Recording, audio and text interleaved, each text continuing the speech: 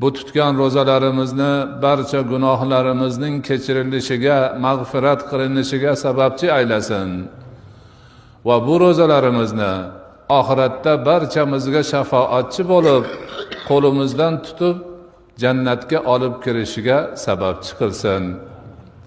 Alloh taolo bu muborak Ramazon oyining kechalarida bedor bo'lib, taroveh namozlarida o'tkazayotgan xatmi Qur'onlarimizni dargohida qabul aylasin.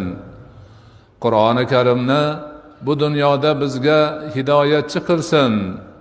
Qur'oni Karimni u dunyoda biz uchun shafoatchi qilsin. Azizlar, ro'za tutishdek buyuk ibodatga musharraf bo'lish, ro'za tutuvchi bandalardan bo'lish har bir banda uchun eng buyuk maqomlardan bir maqomdir.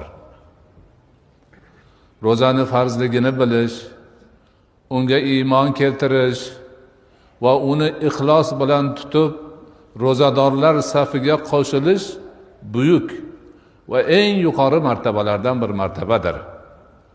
Shu bilan birga bu holat siz bilan biz ojiz bandalar uchun Allohning buyuk ne'matidir.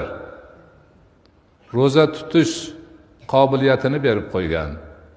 Ro'za tutish sharoitini berib qo'ygan.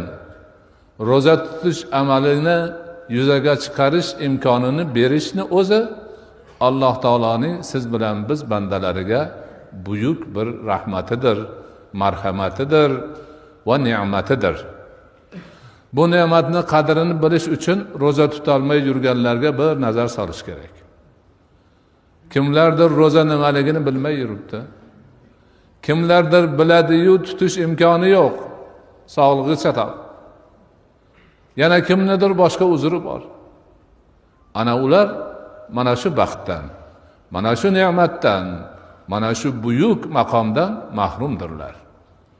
Shuning uchun biz tinchlikda, omonlikda, xotirjamlikda ro'zamizni yaxshilab tutish imkoniga sazovor bo'lganimiz, kechalari mana bundoq chiroyli shaklda bo'lib, bedor bo'lib, Qur'onni xatmida ishtirok etishimiz buyuk g'animat ekanligi, ulkan ne'mat ekanligi, baxtimiz, saodatimiz ekanligi, nafaqat bu dunyoning baxti, balki oxiratni ham baxti, saodati ekanligini tushunib yetishimiz kerak.